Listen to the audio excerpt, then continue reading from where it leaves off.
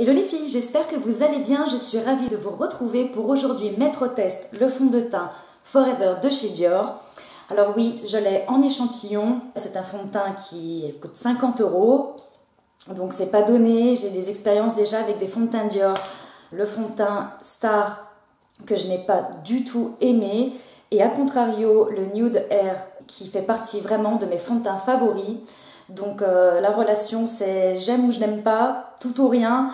Donc du coup j'ai préféré quand même tester pour cette première fois avec un échantillon. Alors, ce fond de teint, qu'est-ce qu'on nous dit? Fond de teint perfecteur de peau, tenue extrême 16 heures. Du matin au soir, un teint parfait, un fini mat lumineux. Jour après jour, un grain de peau affiné grâce à une nouvelle formule enrichie de l'essence de soins Poreless Effect. Gros point fort pour ce fond de teint déjà. En tout premier lieu, il a un SPF de 35. Donc là, on arrive dans la saison des beaux jours, donc c'est super. Pour ma peau, j'ai une peau normale déshydratée. Et pareil, vu qu'on rentre dans la saison chaude, ma peau va être un petit peu plus mixte. Du coup, les pores vont avoir tendance à un petit peu plus se dilater avec l'effet de la chaleur. Et ce fond de teint a justement un effet réducteur de pores. Donc, on va passer à l'application. La teinte, je l'ai en 30 médium beige, qui je pense va être un tout petit peu trop foncé pour moi, puisque c'est la teinte que j'ai dans le Nude Air, qui est ma teinte d'été. En revanche, ils ont une sélection de teintes super.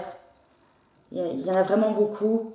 Donc ça, c'est vraiment l'avantage des marques de luxe. Ils ont toujours une large sélection de teintes. Alors, voilà la couleur. On va voir. Ah oui, ça va être foncé. Mais bon, c'est pas grave. Puis aujourd'hui, ça tombe bien, j'ai plein de rougeur.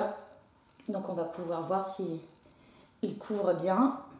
C'est parti. Il sent très très bon. Très parfumé, comme tous les fonds de teint de grande marque. Donc en effet, il est foncé. Hein. Mais bon, je sais que vu la sélection des teintes, il y aura forcément ma couleur. Je pense que le 0,20 doit être pas mal pour moi en ce moment. Donc voilà ce qu'il donne de près. À première vue, il est vraiment pas mal. Je ne sais pas si vous voyez le rendu à la caméra, mais il est très lumineux. Au niveau de la couvrance, il est pas mal. Il a un effet un petit peu velouté, comme s'il n'y avait pas besoin de le poudrer. Il n'est pas du tout collant, très agréable. Donc la couvrance pas mal, mais pas assez pour moi. Du coup, je vais en rajouter un tout petit peu, là où j'en ai besoin, simplement au doigt, avec la chaleur des doigts. Je pense que ça devrait bien se fondre dans la peau, donc je rajoute là où j'ai besoin d'un petit peu de couvrance. Voilà donc ce qu'il donne. Il est joli, hein, il donne un joli fini, il est pas mal. Par contre, je pense que les peaux sèches, j'ai un doute. Je suis pas sûre que sur les peaux sèches ça convienne bien. Moi qui n'ai pas la peau sèche, j'ai la peau déshydratée mais pas sèche. J'ai comme le sentiment qu'il va marquer un petit peu en tout cas les zones de déshydratation, pour moi. Donc là, je sais pas, j'hésite même à poudrer, donc c'est pour dire, je poudre tout le temps mes fonds de teint. Et là, j'hésite un petit peu, mais je pense que pour le test, je vais faire exactement comme je fais d'habitude, pour voir justement, pour pouvoir comparer avec mes autres fonds de teint, pour voir si j'aime vraiment ou pas. Donc je vais appliquer du coup un tout petit peu de poudre, je prends celle de chez Laura Mercier. Et malgré le fait qu'il soit quand même super foncé, pour moi, on voit bien là sur ma main, je vais quand même appliquer un tout petit peu de bronzer pour faire quelque chose d'un petit peu plus structuré sur le visage. Voilà les filles, j'ai donc appliqué le reste de mon maquillage comme à mon habitude. Le fini est joli, c'est pas mal. On va voir ce qu'il donne au fil des heures. Donc il est 9h44. Et je reviens vers vous d'ici quelques heures pour voir comment le fond de teint a évolué, s'il s'est oxydé, s'il tient bien toutes ses promesses. À tout à l'heure. Et voilà, on se retrouve donc pour le bilan. Il est 17h54. Donc ça fait bien 8 heures du coup que je porte le fond de teint. On va regarder ensemble ce qu'il donne point par point.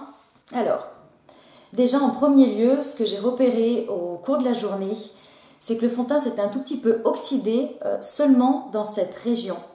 Là, je ne sais pas pourquoi spécifiquement ici, mais par rapport au reste de mon visage, je vais zoomer d'ailleurs, je vais vous montrer un petit peu de près ce qu'il donne ce fond de teint. Voilà, j'ai l'impression qu'il s'est oxydé par rapport à au reste du visage, là où j'ai pas appliqué de bronzer finalement. Et il a fait il fait un petit peu cakey sur le bord du nez. Mais bon, c'est vraiment très très léger. Donc on nous disait tenue extrême 16 heures. Alors il faut quand même avouer qu'il a une super tenue, ce fond de teint. Là ça fait 8 heures que je le porte. Je ne le sens absolument pas sur la peau. Il est très très confortable. Et alors au niveau de la couvrance, je trouve qu'il n'a pas du tout bougé. On ne voit pas plus mes rougeurs que tout à l'heure. Donc à ce niveau-là, très très bien, très bon point. Il a vraiment une très bonne tenue. Ensuite, on nous parlait de réducteur de pores. Alors, après l'application de ce matin, j'ai regardé vraiment dans un miroir grossissant, certes, pour vraiment voir au plus près ma peau. Et cet effet réducteur de pores, en fait, je ne l'ai absolument pas trouvé dans son teint. Au contraire, j'ai trouvé que juste ici, dans cette région-là, là où sur les deux côtés, c'est là où on le voit plus mes pores, au contraire, ça les a accentués. Donc je ne sais pas, je sais pas pourquoi. Je ne sais pas si c'est l'application ou je sais pas. Là, en tout cas, je suis vraiment pas satisfaite de ce point de vue-là, puisque c'est vraiment, je voyais que ça clairement. Donc ça pour ça, pas terrible. Et pour le fini mat lumineux, ça, on y est complètement. C'est un joli fini, un beau mat, mais vraiment, c'est qui réfléchit la lumière. Et même après l'avoir porté plusieurs heures, on retrouve encore cette matité.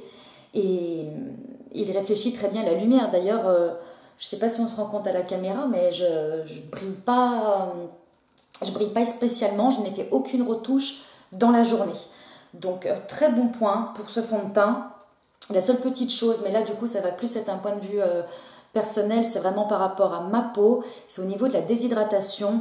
Je trouve qu'il déshydrate un peu trop ma peau, notamment à ce niveau-là. Et puis comme je le pressentais hein, vers la bouche, là où j'ai le plus de déshydratation. Mais bon, ça, c'est pas le seul fond de teint à le faire. J'en ai d'autres qui font ça également. Donc, très bon point pour ce fond de teint. En tout cas, il tient bien toutes ses promesses. Merci beaucoup d'avoir regardé cette vidéo. Dites-moi en commentaire si vous aussi, vous connaissez ce fond de teint, si vous l'avez essayé, si vous avez envie d'essayer, si vous avez d'autres questions concernant le fond de teint. N'hésitez pas à m'en faire part en commentaire.